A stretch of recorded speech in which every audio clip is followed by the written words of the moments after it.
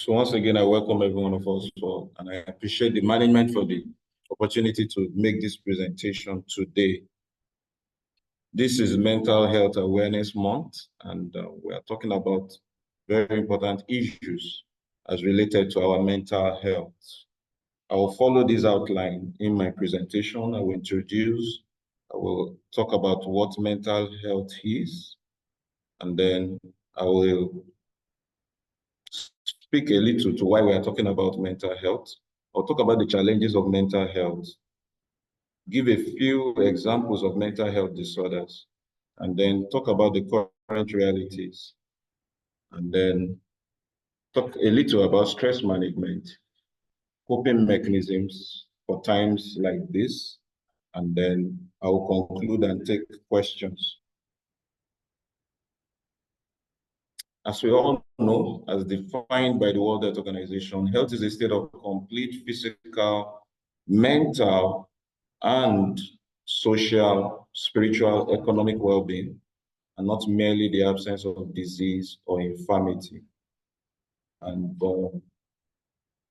from this definition, we'll see that mental health is very, very important because it's included in the definition of health.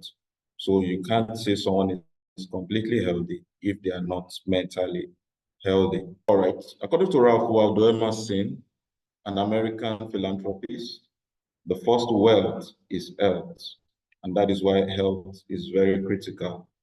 There are 7 dimensions of wellness, and we can see from the 7 dimensions that emotional and intellectual wellness is also very, very important.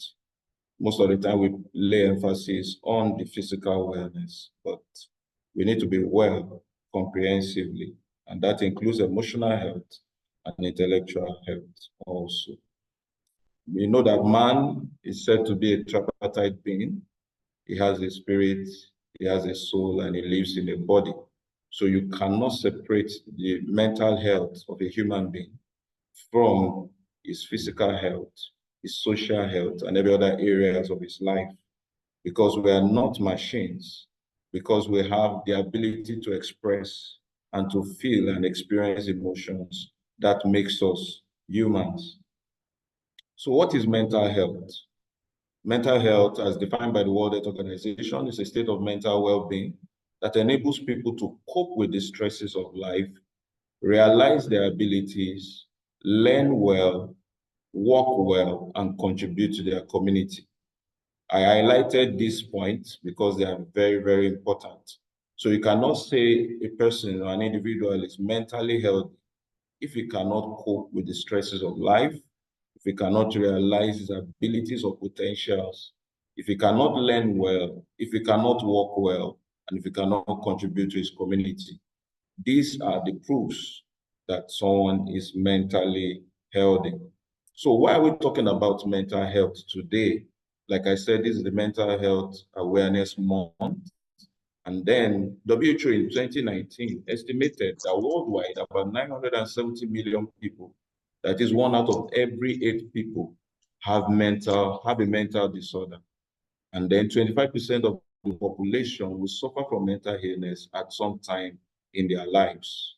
We also see some other statistics as follows. Current estimates indicate that 50% of the population experience at least one mental health disorder in their lifetime, and at least 25% of the population, human population, will go through a mental disorder in the next 12 months. Annually, about 25%, that is 1 in 4 persons all over the world, will experience a mental health disorder or the other.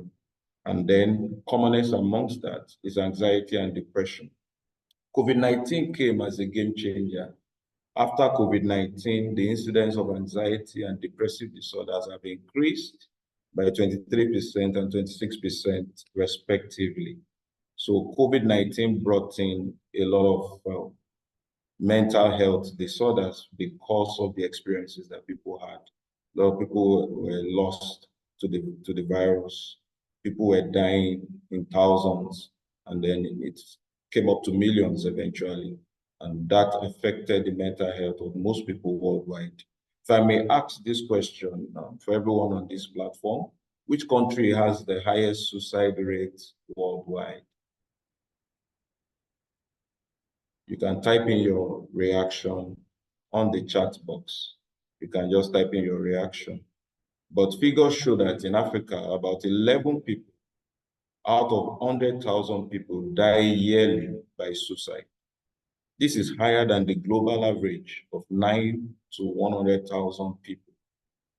Unfortunately, the country with the highest suicide rate worldwide is Lesotho, right here in Africa, compared to the global average of 9 in 100,000 people. About 87.5. We know there's no 0.5%, so we can just say roughly 88 persons out of 100,000 people. And the population of the country is no more than 2.5 million. So about 87.5 or 88 people out of 100,000 people in Lesotho die from suicide annually. That shows that mental health issues are very, very serious.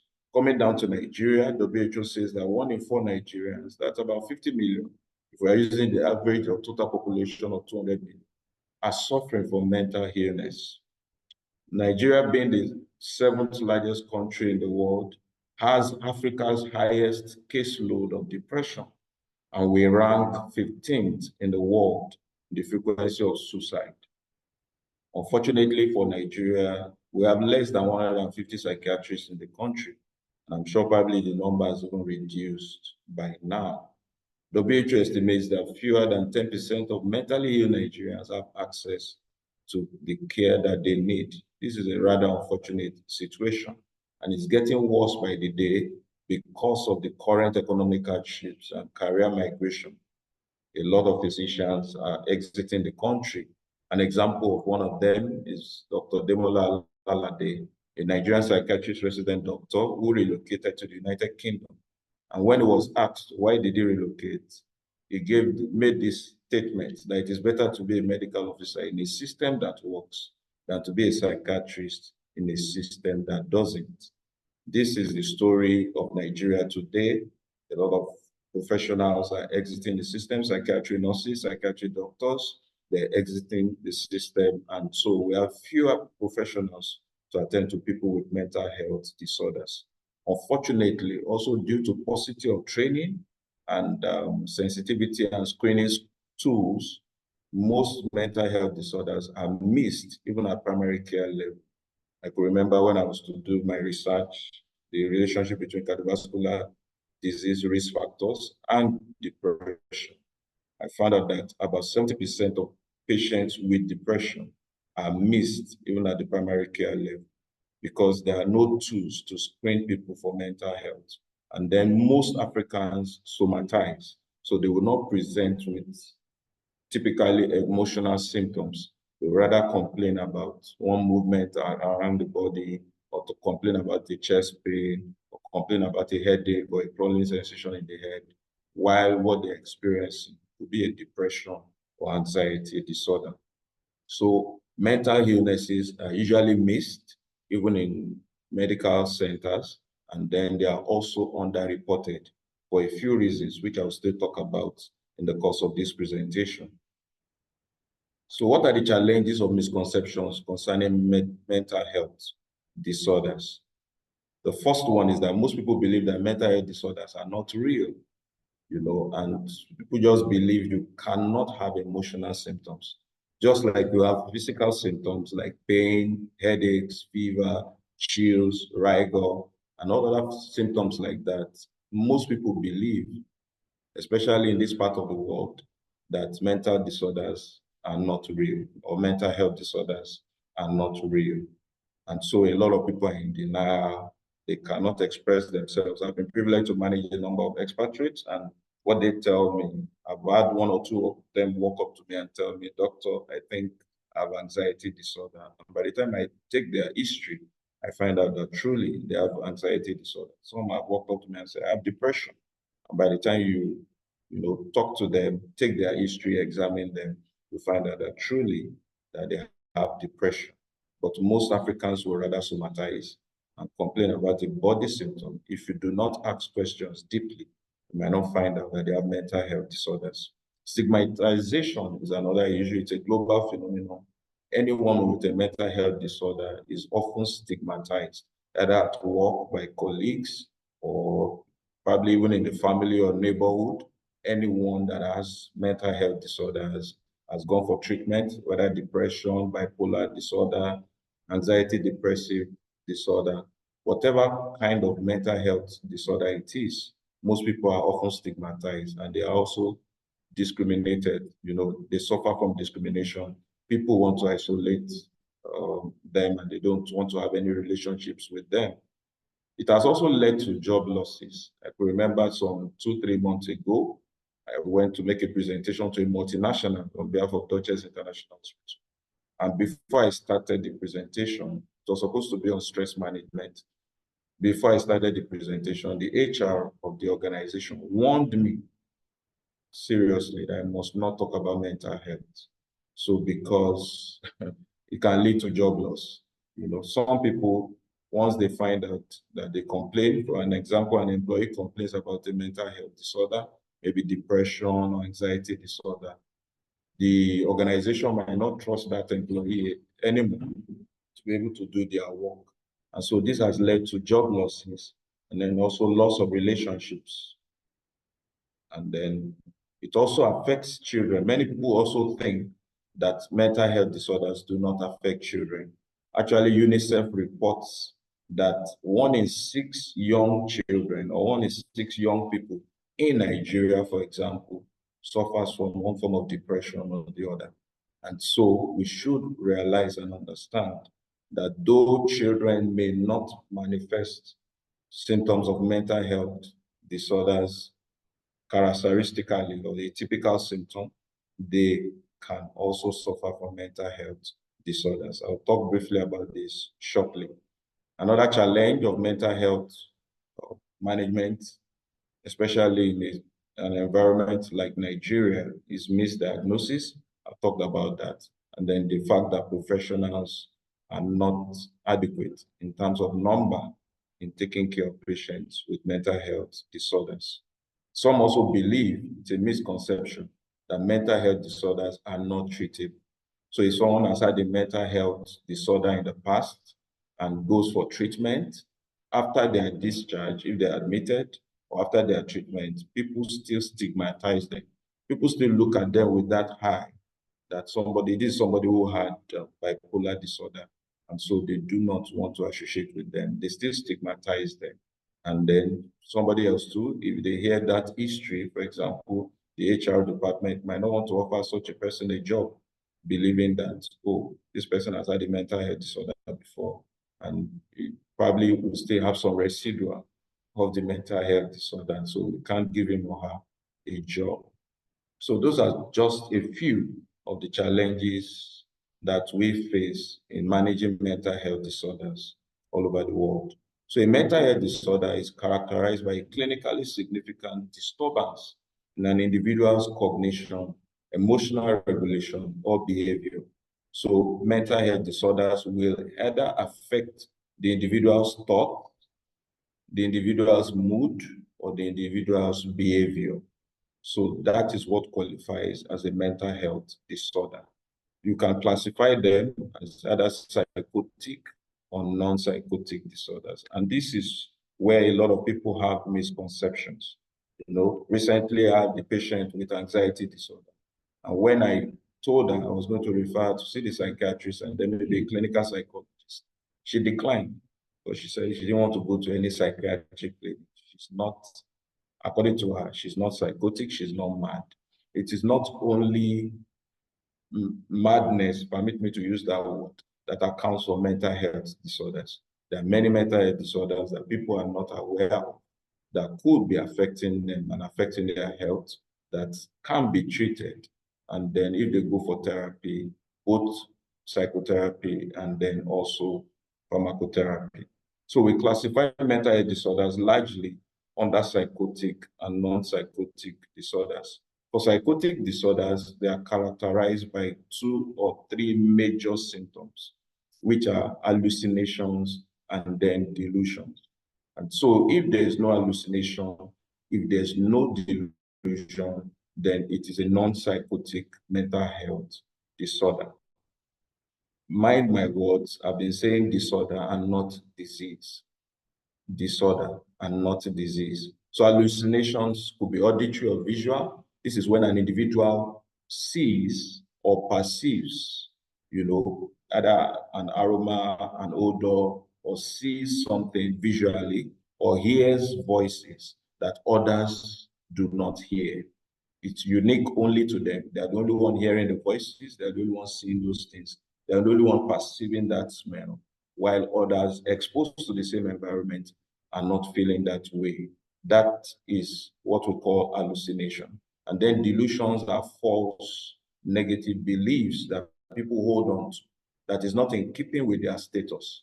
For example, now, if I claim to be the president of the United States of America, it is not so, but I can hold on to that belief and still continue to address myself as the president of the United States of America. And then everybody tells me, but you're in Nigeria. Can the president of America be living in Nigeria? No. But we have a president already in America, so you can't be. And I keep holding on to that belief and claiming that, no, I am the president of the United States of America. That is what we call delusion. Negative, false beliefs that people hold on to that is not in keeping with their status at that point in time. An example of that is schizophrenia, and that is the common madness, permit me to use that word, that people talk about. So it's probably just one or two examples of psychotic mental health disorders. Largely, most of the mental health disorders are non-psychotic, and we can group them under some of these headings. For example, we have mood disorders, which affect the individual's mood.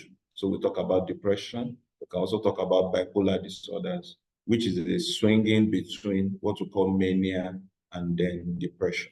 That is what we call bipolar disorder. And then anxiety disorders, it's a spectrum that involves a lot of phobic anxiety disorders, panic disorders, generalized anxiety disorder, obsessive compulsive disorders, and other forms of anxiety disorders like that. We also have personality disorders, different kinds of personality disorders, defiants, those who are defiant, who will never, as it were, follow the rules, keep to the laws. They are usually aggressive, and like that. So there are personality disorders and various examples of such. Then we have childhood developmental disorders, which usually affect children right from childhood.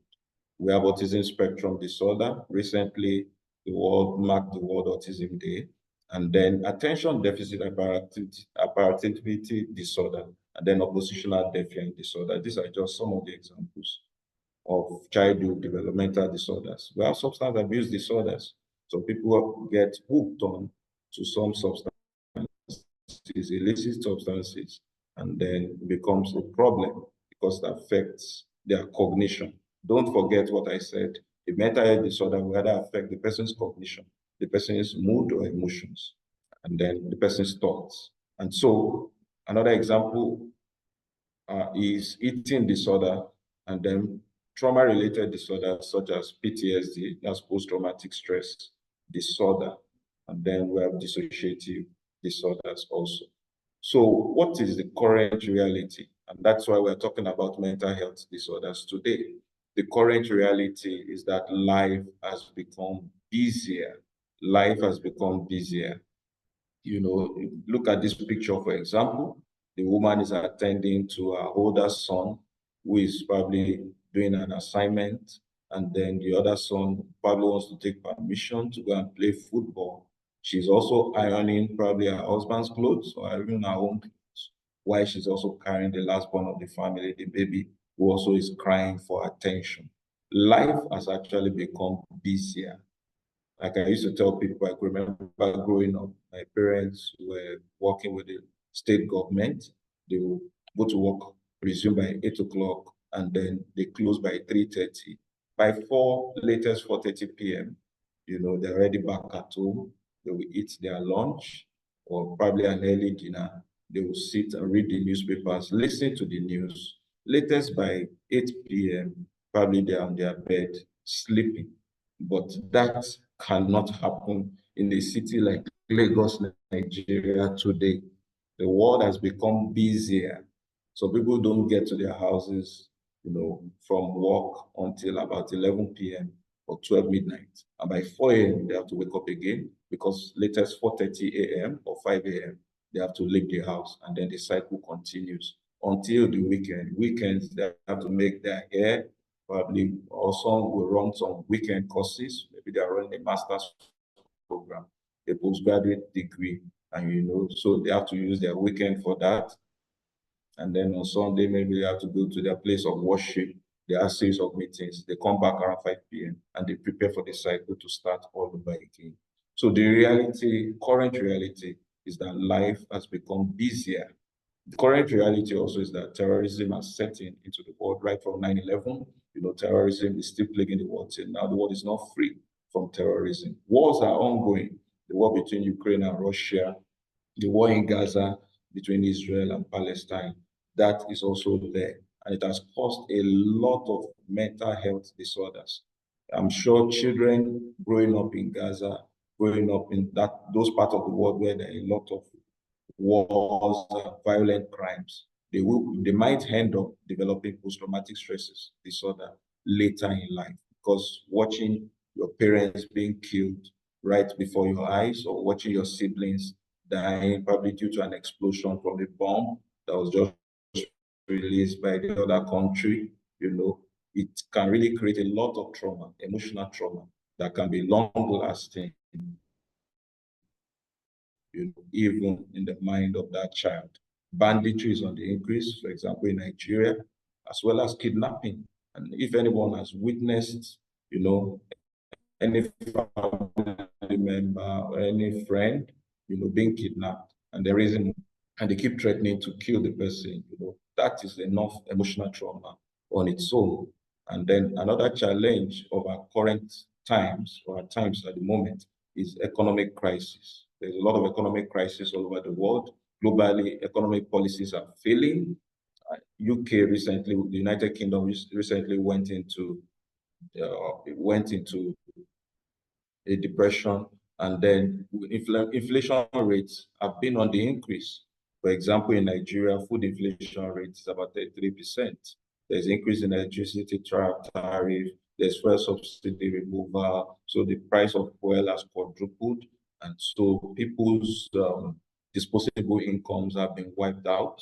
A lot of people who thought they were rich probably 2 years ago are almost being turned into poverty at the moment because of all the economic crisis going on all over the world. Businesses have failed, businesses are folding up, leaving the country. Nigeria, for example, there's astronomical increase in the cost of living.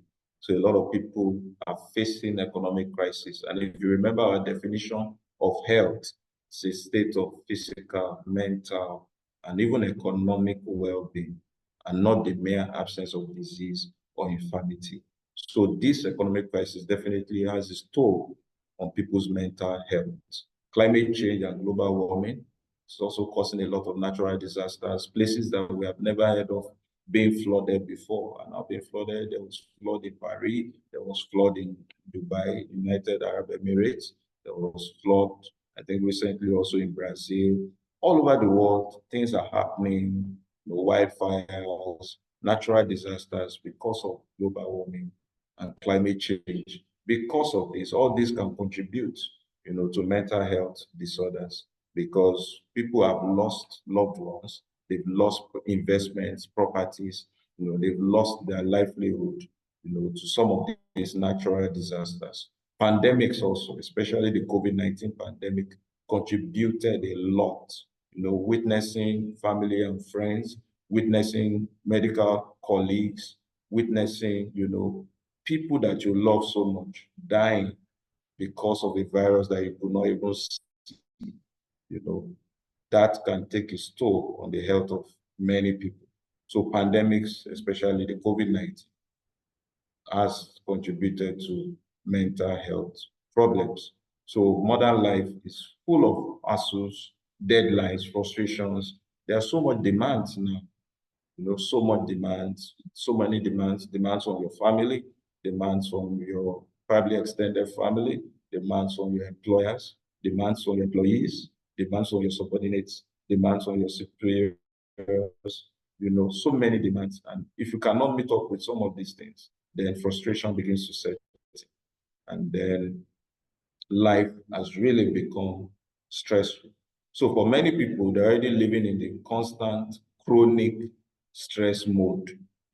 So stress has become commonplace, such that it has become a part of their life. So they are chronically stressed, or they are chronically living in a stress mode. That is the reality of the times that we're in. And life has changed. Before now, once you left to work, you were free to probably have your time to yourself. But nowadays, because of virtual meetings, even when you're on vacation, when you're on leave, you will still be asked to join a meeting. Some tasks will still be sent to you to work on. So life has really changed, and there's usually no much time for people to rest anymore. And all of this has contributed a lot in affecting the mental health of most people. So what has been the effects of all these things, the current realities of our times? Number one is that there has been an increase in the development of anxiety disorders. Anxiety disorders. A lot of people are constantly under panic, under fear of even tomorrow, fear of what the prospects hold for them in their career, fear of being able to meet up with their bills. So it has caused a lot of anxiety disorders to develop. Like I said, for the African, it may somatize and say, okay, I'm having palpitations, I'm having heaviness in my chest, I'm having difficulty in breathing, but it could just be due to anxiety disorder that has developed because of the current realities of our time. It has also resulted in a lot of stress, a lot of stress, a lot of stress. And social media has also not helped matters, because a lot of competition, a lot of open display is now ongoing. Take, for example, you had a friend, maybe you're a classmate, and then you suddenly stumble on a social media page, any of the handles, and then you find out that he's now a billionaire, he's doing so well, whereas you are still seeking for an employment somewhere. All of that could affect people and cause stress, both emotional and physical to them. Depression has also been on the increase. Like I said, 26% increase since the onset of COVID-19, because people now have a sense of worthlessness, a sense of hopelessness. Just like I said, because of the economic crisis, a lot of people's income have been wiped off and have been wiped out. And so a lot of people feel worthless. Guilt sensations, crying spells can also set in. Don't forget, like I said, children can also suffer from depression. Insomnia is another thing, which has resulted in a lot of non-communicable diseases. A lot of people do not sleep well anymore because of all the anxieties they are having. For example, panic attacks often happen, especially at night. And so somebody could develop chest pain, feeling as if they're going to have a heart attack, poor sleep, palpitations, racing heartbeats at night. And this will definitely prevent them from sleeping. They're also depressed. They may also not sleep so much. And this will result in hypertension, or could result in hypertension, obesity, and then type 2 diabetes, because of the increased insulin resistance from obesity.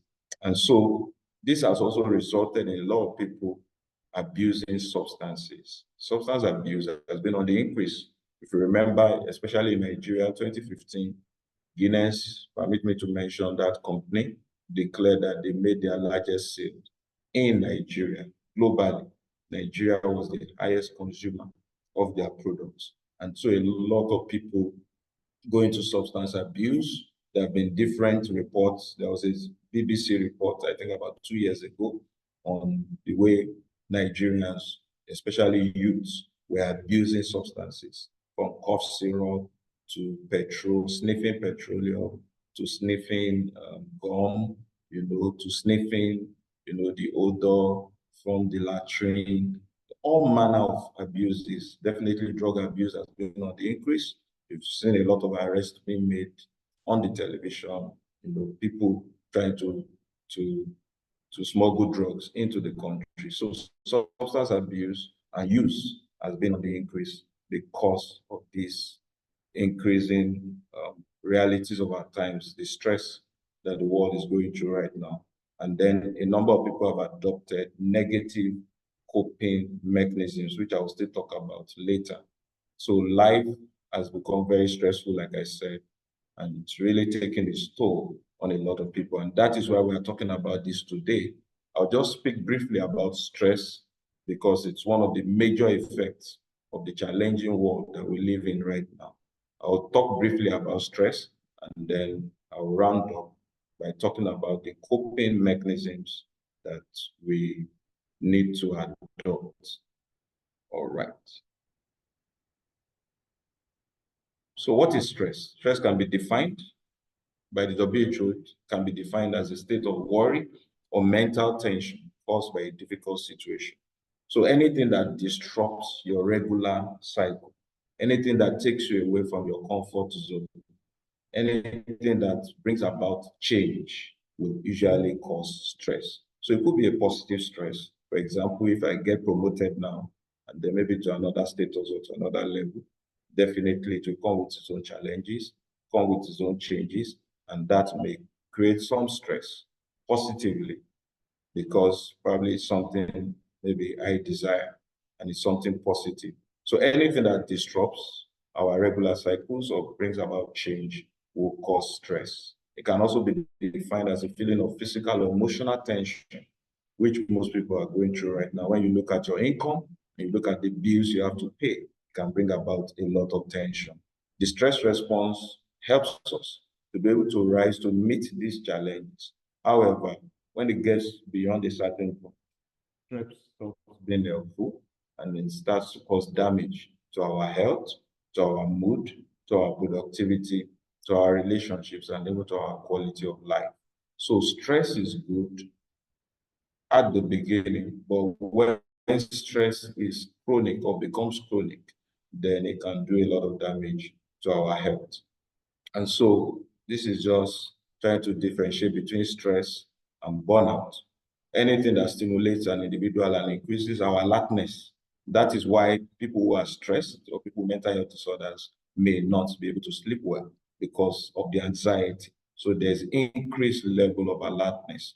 Why? Because the stress hormones are released. Cortisol, for example, will release a lot of glucose for us to be able to meet up with those challenges that is causing stress. And then adrenaline and noradrenaline will also increase our level of alertness.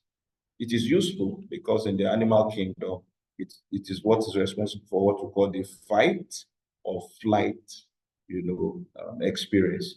So is that how you fight for your life, as it were, in the animal kingdom when a predator shows, or you take flight and run away from that predator.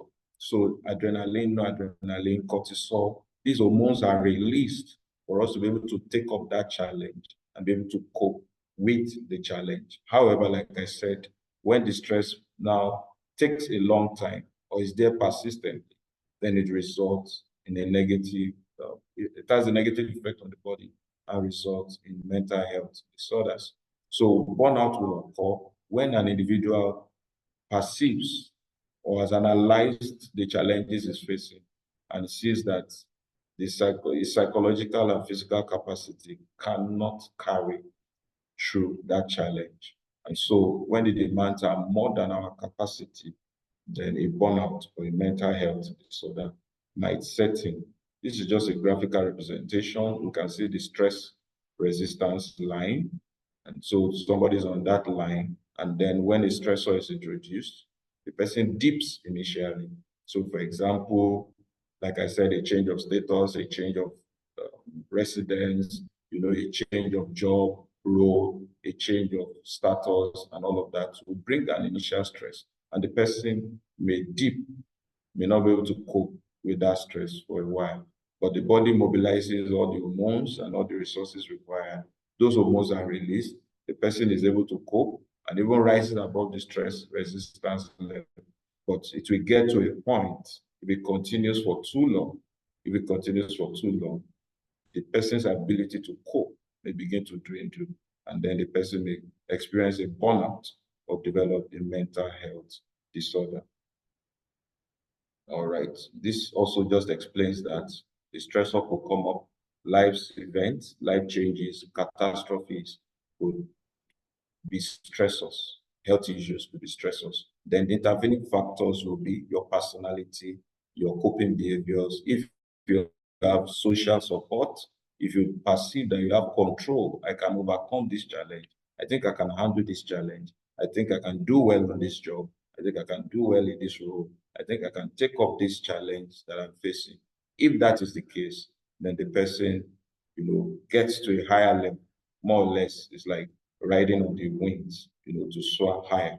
You understand? So, but stress reactions will set in both physiologically, like I said, release of some hormones. Emotionally, the person will experience some emotions. Initially, maybe some fright and fear, and then with time, confidence will begin to come, and the person may also have to experience some behavioral changes. And so what are the causes of stress? I'll try and move very fast now because of our time. Finance issues will cause stress, like it is causing at this moment, especially I think it's global. So it's not only in Nigeria, everywhere finance is causing. I saw a patient about 2 weeks ago who came with low back pain, chest pain, and all those problems. And then her BP had started, blood pressure had started rising. And because she was managing her husband who had a health challenge, the husband was diagnosed with motor neuron disease. And so she had to manage him. She had to be the one supporting him, carrying him. Though they were able to get a nurse to assist, but still created a lot of emotional stress for her. And then it was now telling even on her physical health. And so health issues can really be a source of stress. Emotional problems can also cause stress. Relationships, strains in relationships, either family or friends, can cause stress. Major life changes, like I said, somebody's posted from one department to another. Somebody has to pick up a new job. Somebody has to, or maybe a family receives maybe a new baby into the family. These major life changes can cause stress. Social and job issues can cause stress. For example, the city of Lagos, where I reside, there's a lot of traffic, a lot of overcrowding, a lot of noise, pollution, and then crimes are also on the increase because of the economic crisis that the world is facing right now. So that is stressful on its own. People are afraid to stop by the traffic light, especially at night, because you could be robbed right there and then. You find yourself alone on the streets, looking right and left, looking back, just because you're afraid you could be attacked. It's a form of stress that could happen to an individual. Social situations like poverty, feeling lonely, discrimination because of race, gender, age, all these things can contribute to stress, especially people's job also. And this is why I appreciate Duchess International Hospital for this opportunity. Like I said, some organizations will not even allow you to talk about mental health at all. But here at Duchess, we even have like a room where you can go if you feel stressed, if you feel overworked. We just go there, sit for some minutes, refresh, and then get back to work. Most of the time, we just need to stop. We just need to rest. Sorry, we don't need to stop. But if you don't rest when you should, you may eventually have to stop at some point or the other, either due to the health challenges or due to low productivity at what you do. So people's jobs are a major form of source of stress. For people, they may be unhappy with the work they do. They may find the job so demanding, and so it's taking its toll on their health. Some of the others are also unemployed, which can also cause stress because there's no source of income, especially for a family. And then underemployment, somebody who feels I'm not being compensated as much as the potentials of my contributions to this organization, that can cause some form of stress. So what are the signs of stress? I'll try to move very fast now. It could be cognitive, it could be emotional, and it could also be physical. So cognitive symptoms would be memory problems. So if you find yourself forgetting things, from time to time, could be a sign that you're already stressed. Inability to concentrate, especially on your task or your job, could also be a sign of stress. Poor judgment, when you take a decision and when you reappraise the decision again, you look at yourself, or was I so stupid to have taken that kind of decision? So stress can manifest as poor judgment. And this is why, especially for an organization like this, and anywhere where we find ourselves, you might need to stop to rest because you might make decisions that can affect the success or otherwise of that organization, or might even harm you yourself as an individual. Then when you start seeing only the negatives, when you are so pessimistic, you are not seeing anything positive about life, it could be a sign of stress. When you are anxious or you are having racing thoughts beyond your control, you can't control the thoughts, they keep racing in your mind. It could be a sign of stress. Constant worry can also be a sign of stress. Emotional symptoms of stress could include moodiness. You just wake up for no reason. You are angry, you are irritable, you understand, you have a short temper. It could be time for you to rest. It could be a sign of stress. This, for me, is one of the signs I look at. Once I become irritable, I know that probably I need to rest. Agitation, inability to relax, getting, being restive, will also be a sign of stress. Feeling overwhelmed, sense of loneliness and isolation, depression, and general unhappiness. These could be signs of stress. Physical symptoms, like I said, this is what most Africans will present with. They will rather come to you with such complaints and not talk about the emotional symptoms. They will probably talk about this. So aches, pains, diarrhea, constipation, weight loss, frequent colds or flu, chest pain, rapid heartbeats, like I said, reduced libido. All these could be signs of stress. So we should be on the lookout, especially for those of us who are primary care physicians and everyone in general, nurses, doctors, everyone should be on the lookout for some of these symptoms. We might be the first person to pick it up in such individuals. Behavioral symptoms like sleeping too much and then or sleeping too little, isolating yourself, social withdrawal, having nervous habits, nail biting, pacing up and down. This was one of the complaints of one of my patients who walked up to me and told me, I think I have anxiety disorder. And he told me, I'm always pacing up and down for no reason, in the room. Procrastinations, not being able to meet up with deadlines. And then increasing substance use and abuse. Those could be signs of stress. So complications of stress could include hypertension. Like I said, stress hormones are released, the blood pressure is increased, the blood sugar is increased. And if this lasts for a long time, the person could end up developing hypertension, developing diabetes, peptic ulcer disease, because there's increased gastric acid secretion when we are stressed, anxiety disorders could set in, depression could set in. And then, this could even result in death for severe depression. And then obesity, because the person has self-neglect, social withdrawal, is not interested in doing anything, always feeling weak and tired, having poor sleep, definitely can contribute to obesity. These are just 24 warning signs of stress. You can look at them: dry mouth, panic attacks, hatred, a lingering on anger, you are irritable and all of that. These could be signs of stress. So what are the negative coping mechanisms that people have adopted today? These are mechanisms that people have adopted that could help temporarily, but eventually it will still result in more damage to the person's health. This is why we call them negative coping mechanisms. A lot of people go into this, but it's not actually the way out. So substance abuse and use, like I said, crime, cybercrime, somebody because of the pressure of the bills may go into cybercrime, they become more aggressive, may steal, may rob, just because they have to meet up with their bills. Absenteeism, especially for children, or poor performance in the academics. They've been doing well before, they are not doing well anymore. It could be a manifestation of a mental health disorder. And their own way of coping is to just isolate themselves, or avoid, that scenario. So you see them performing poorly in school, they are not attentive anymore, or they are being absent completely, even in school. Social withdrawal, like I said, avoiding meeting people because they remind you, as it were, For example, somebody who has depression, they might remind the person of his failures, in quote, or the guilt feelings. They might elicit guilt feelings in the person. And then suicide and self-harm. Like we said, Lesotho has the highest number worldwide. So what are the positive coping mechanisms, which is the essence of this presentation? I will try to round up quickly so I can take questions. The first step to be able to cope and sustain your mental health in this challenging world that we're in at the moment is first of all to know your limits.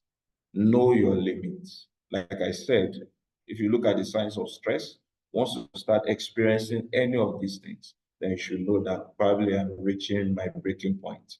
And so you may need to take out some time to relax, take out some time to rest, take out some time to stop doing or following that cycle of sleeping, waking up early, going to work, coming back late at night, and all of that. I have to probably take a vacation, take a leave, take some time out to rest, even at work.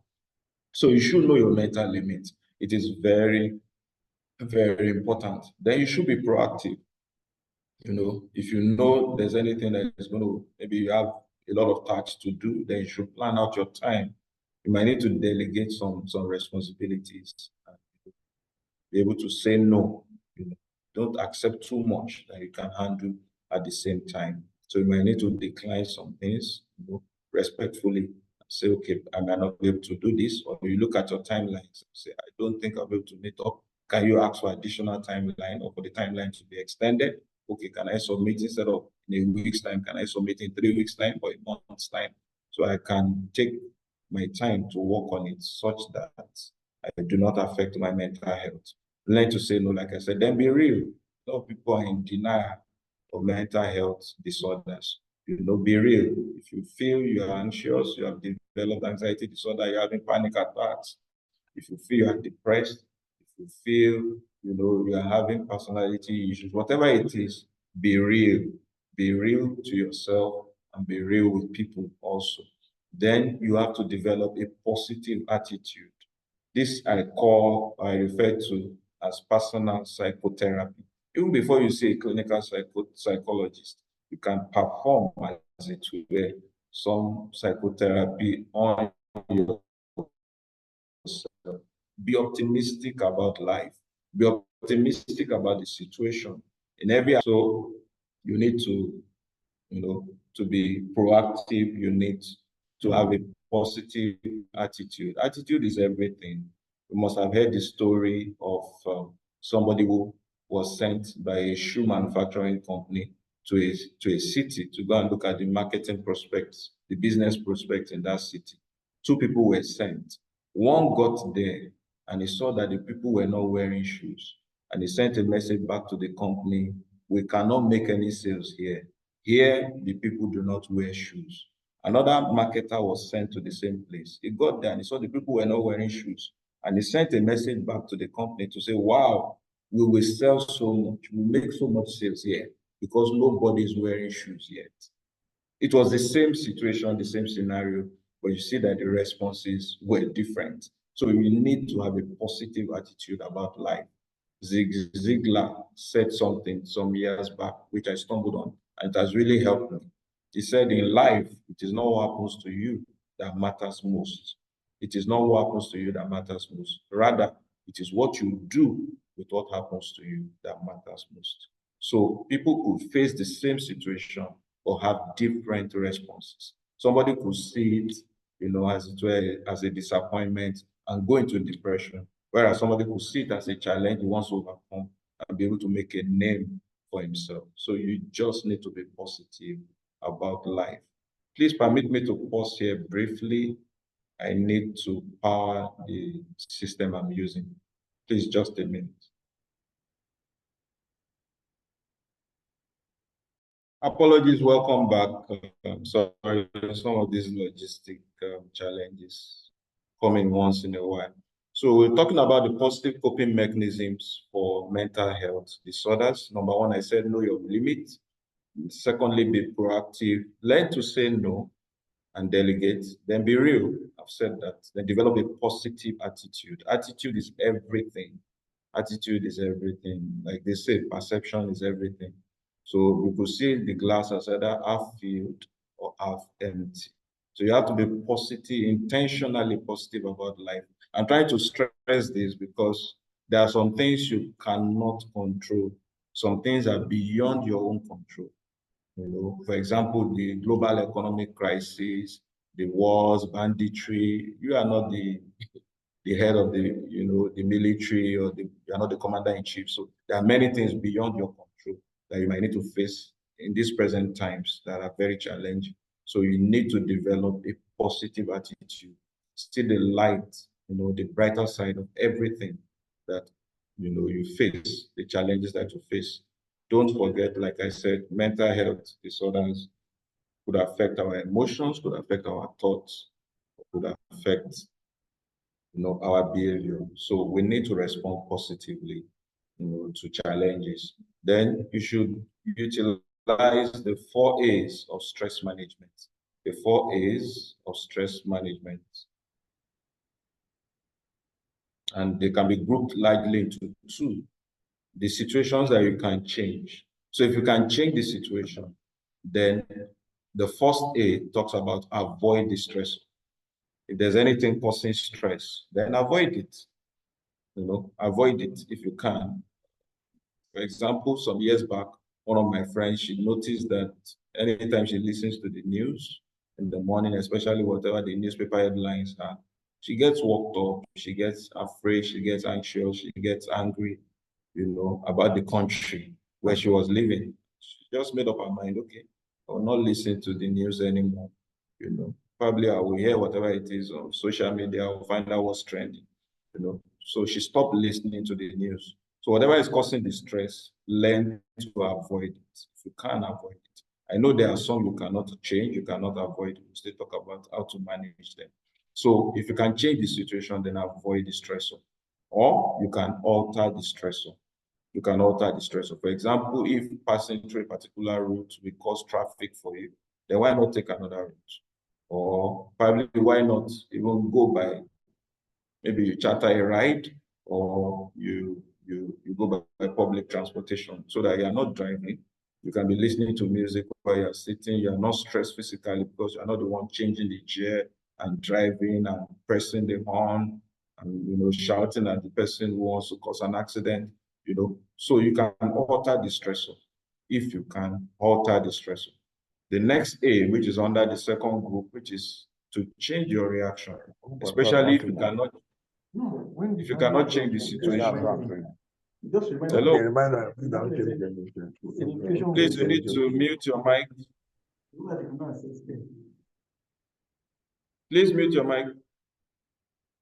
All right, so you need to adapt to the stressor. If you cannot change the situation, then you can change your own reaction or your own response to the situation. So you can adapt to the stressor. You can adapt to the stressor, maybe begin to just find a way of coping, with the stressor.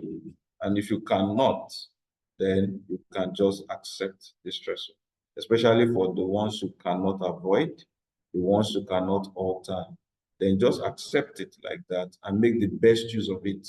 For example, a lot of people, I'm an audio learner, for an example, and so probably the time you are in traffic, the time you are probably doing a lot of tasks, you can be listening to something else at the same time. You can be listening to an audio book, you can be listening to something else. And so you are learning at the same time while doing that or performing that task.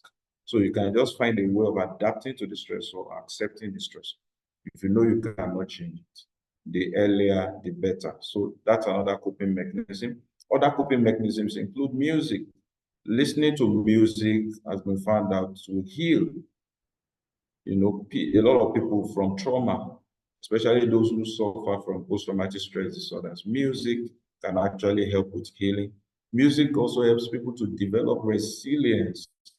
Like we said, mental disorders come in when people feel they don't have the capacity, either mental, physical, or social, to be able to cope with the challenges that they are facing. And we said that mental health, mental wellness is when people are able to, they have enough resources and capacity to be able to cope with the challenges they are facing, and to be able to work well, live well, and live a productive life. And so if any of these things are not possible, then it causes mental health disorders. But music can help to build resilience. Like I said, especially if the person is an audio learner, you can be playing music while you're doing the task. Some surgeons will be playing music in the theater when they're operating, just to reduce stress. You can listen to music, but definitely not to affect your work or productivity. But maybe if you have that free time, or you have that opportunity while you are working, maybe you are working remotely, you can be listening to music that will help to distress, that individual. Then it also helps in reducing anxiety and depression. And then social support is very, very vital. And that's where the African society, comes in. We have a lot of social support here. Don't be afraid. That's why I said be real. If you need to call for help, call for help. If you think the challenges are overwhelming you, then call on others who can support you and help you to be able to overcome that particular task. You never can tell how much help people can offer. But probably they've not offered that help to you because you have not asked for it. So learn to mobilize social support. If you remember, one of our cardinal points in managing emergencies, is to call for help. Because before you go into that, trying to intervene in that situation, you might get overwhelmed at the end of the day. So before you start at all, call for help. It applies also to life in general. Call for social support, call for help, and people will come around and they make the challenges lighter. Then go on vacations, learn to rest and learn to sleep well. Learn to rest and learn to sleep well. A lot of people are in a chronic stress mode, and because of that, they find it very difficult to sleep. As a family physician, insomnia is one of the commonest symptoms that people present with, at the family medicine clinic, because of this chronic stress mode that a lot of people are in. Remember, stress increases your alertness. And so because of that, you're unable to relax, you're unable to rest. We might need to take a vacation, we need to start developing that habit of planning towards our vacation. But many people don't rest until their body cannot carry on anymore. You must plan it. You must program it into your work, program it into your lifestyle. Take time out to rest. Take time out to go on vacations. At times, you may need to just switch off your phone. Thankfully, you can, go offline. Even if you don't have to switch off your phone, you can just go offline so that there are less, interruptions in your rest period. And then reading also helps a lot, especially if you read jokes, read articles that will help you to relax. They are very, very important. Nature is also very important, and this is where vacation also comes in. Go to a quiet place, go to a park, for example, sit down there. I love such scenarios. Unfortunately, there are not too many of such in Lagos, Nigeria. And even if you go to some of those parks, you see other people also there making noise, maybe celebrating a bad day or something. But I love to sit quietly, especially in the evenings.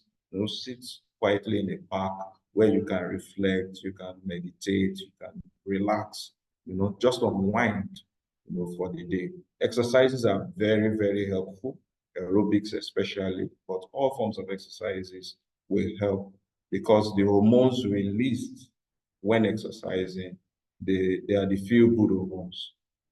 They make you feel good, like I said, give you energy, the thyroid hormones, you are lively, you're up and doing and all of that. So exercises will really help with sustaining our mental health at times like this. Then you should build problem-solving skills. You should build problem-solving skills. And this goes to those of us who are parents. We should start teaching our children problem-solving skills. Stop helping them all the time. I know I'm guilty of that once in a while, but stop helping them all the time. Let them face the challenge. Let them factor out a solution. Let them develop a solution to that challenge. That way, building their problem-solving skills. Like I said, what happens to you is not what matters most. It is what you do you thought happens to you, because whatever happens to you has happened to someone else. There's no new thing, as it were, under the sun. So whatever happens to you, you should develop that resilience, develop problem-solving skills to be able to handle those challenges. Remember also that you are not alone. You are not alone. Like I said, you can call for help, but one way people go into depression is when they think that their challenge or their problem is unique to them. It's not unique, it's global. Many people are facing the same thing. So don't develop self-guilt, and then begin to blame yourself for being in that situation. Many people are falling into the same situation too.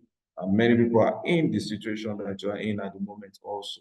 So don't blame yourself. Don't think you're alone. Don't think you have failed yourself. You failed your family. You've disappointed the expectations people have for you and all of that. So just have it in mind that you are not alone. Then be sensitive and be self-aware. Just like I said, know your limits. So be sensitive. Also be sensitive to others' emotional needs. Whatever people are going through, be sensitive, to be able to know the kind of mood they are in at that point in time. Meditation has also been shown to help. There's this report from the Harvard Medical School. It says that scientific studies of Indian yoga masters demonstrate that meditation can in fact slow the heart rate. And if you remember, the stress hormones increase the heart rate, slow the heart rate, lower the blood pressure, reduce the breathing rate, diminish the body's oxygen consumption, which is oxidative stress, reduce blood adrenaline levels, and change skin temperature. You can imagine all of this just from meditation. I repeat the statement. Scientific studies of Indian yoga masters demonstrate that meditation can in fact slow the heart rate, number one, lower the blood pressure, number two, reduce the breathing rate, that's tachypnea, number three, diminish the body's oxygen consumption, reduce oxidative stress, number four, reduce blood adrenaline levels, number five, and change skin temperature. That is probably even reduce fever, number six. So meditation, which I said, if you can find a quiet place, especially where you have a lot of nature around you, flowers, waterfall, there's a pond, there's a river, there's an ocean, by the beach, quiet places where you can just soak in the beauty and the benefits of nature. You understand? So meditation is also very, very helpful. So in conclusion, just before I take questions, we should know that life as we used to know it has changed. And I think I've been able to demonstrate that a lot, and every one of us is experiencing that right now. Life as we used to know it before, sorry, that is spelling error, has changed. Life has become busier and more demanding. And we understand that. And that is why we're focusing on mental health awareness this month. And then we took up this topic so you can develop coping mechanisms. So we need to pay special attention to our mental health, because if we are not well mentally, then we are not well physically. From that definition of the World Health Organization, it says that health is a state of complete physical, mental, social, people have added economic and spiritual well-being, and not the mere absence of disease or infirmity. So you need to be well mentally if you are going to be regarded as being well or being completely healthy. Please don't forget the children. They also have emotions. Many of us just overlook them. Some children are going through depression, anxiety disorders, maybe exams approaching, they're already anxious. Maybe we have so much expectations from them. You must score this particular grade and all of that. It can tilt them into depression. It can tilt them into anxiety disorders. So let's know that life is already, very, very busy. Even for the children, many of them now, the kind of homeworks that they are given at times to do, at times I wonder whether the teacher wanted them to do that one or wanted the parents to do the homework for them.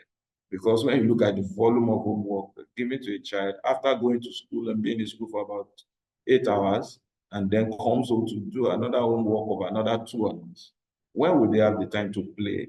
When will they have the time to rest? So please, let's not forget the children. Let's make out time for them, and let's be conscious and alert and sensitive to their mental well-being also. You should build support and develop positive coping strategies. This will help to make a difference. Like I said, and I repeat that quote again, it is not what happens to you that matters most. It is what you do with what happens to you that matters most. Changes, things beyond our control are happening all over the world, but we can develop resilience. We can develop problem-solving skills. We can develop positive coping mechanisms that will eventually turn that adversity, as it were, even to an advantage, and then we can live healthy lives, even mentally. I want to thank you very much for listening. I don't know. I will now take questions from the audience. These are some of my references, and then I'll take questions.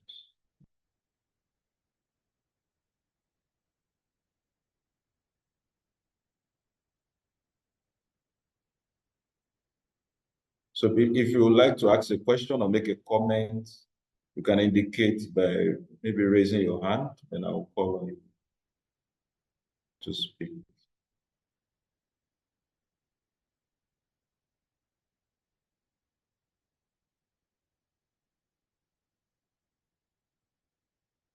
Are we there?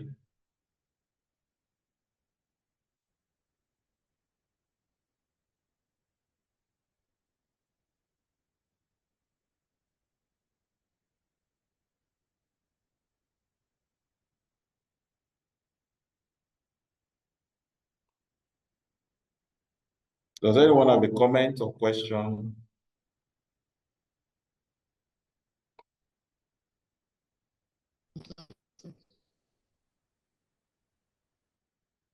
The presenter really appreciate you. I just how this thing can grow. This is one of the awareness that this is mental illness is common. How can we go at least that people that are sick that they can come out? Thank God for some of these suggestions you're giving us. That Please, are you using an earpiece? You might need to disconnect it and probably speak. People that are health professionals, they can. Hello. Your voice is breaking, so you might need to probably, if you are using an earpiece, you can disconnect it and just speak to the phone there.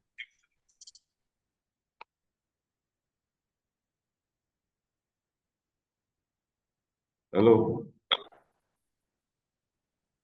I don't see MP. Okay, but your voice was breaking, so I didn't get your question. Okay, I'm happy that how can this presentation go?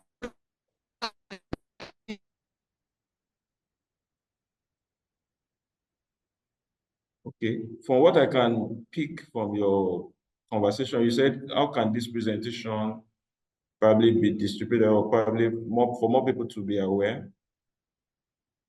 Is that your question?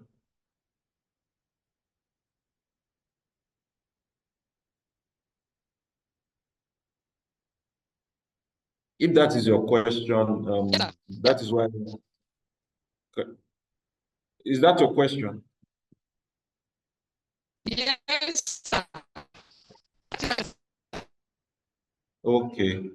Okay. So thankfully, the presentation is recorded, and so it will be on our social media platforms.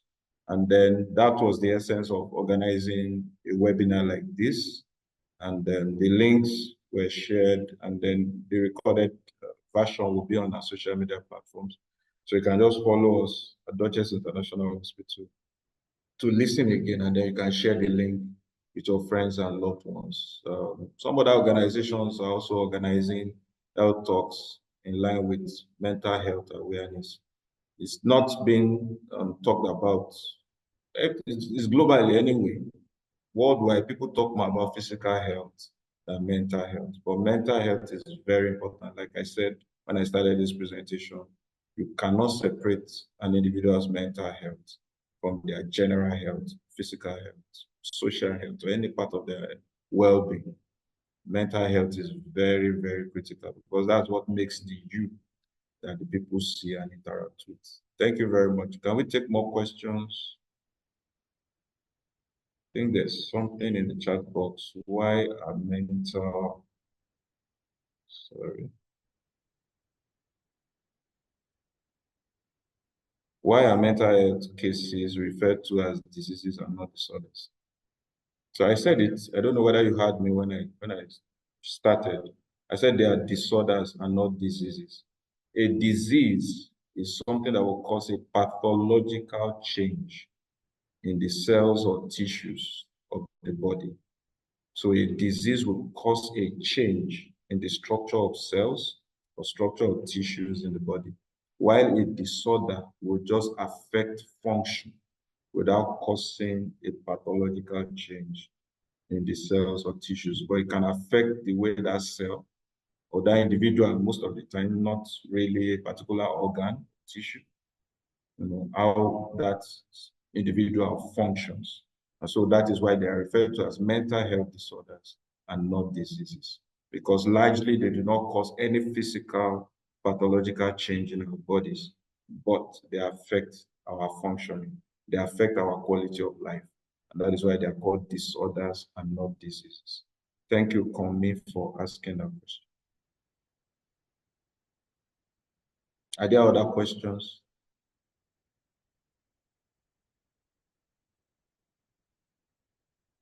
You can send to the chat box if you are in a noisy environment, or you can just unmute and ask your question.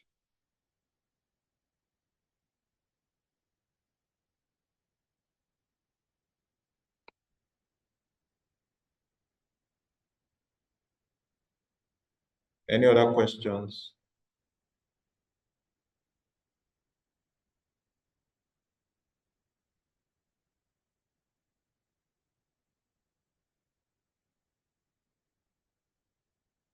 Questions or comments, please? It's meant to be interactive.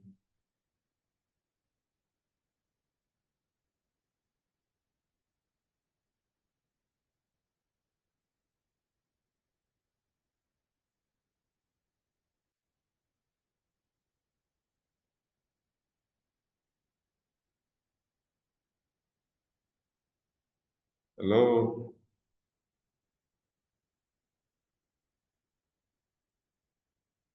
Questions?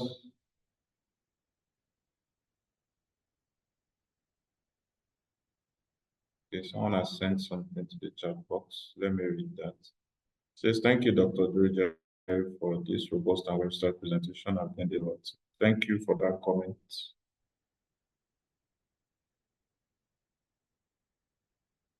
So, Dr. Durojaiye, thank you.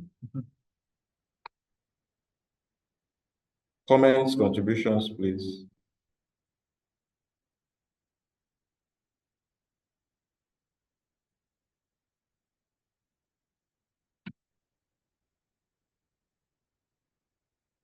All right, I think we might call it a wrap if there are no more questions or comments.